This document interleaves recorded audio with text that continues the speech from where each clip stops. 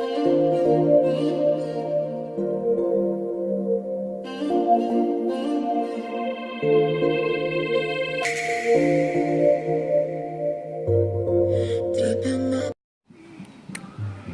guys.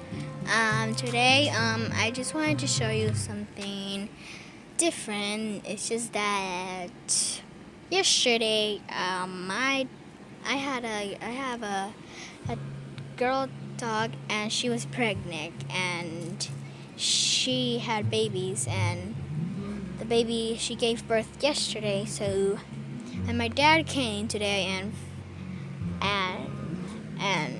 just so you know, I live here, and my trailer, my cats and dogs, they keep going under there, and my dad fixed them, and my dog put the babies and under the trailer, and my dad helped us took it out, and yeah, so this is what we got. They're right here.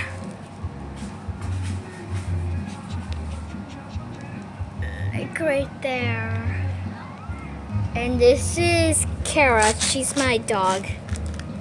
And she gave birth to these babies.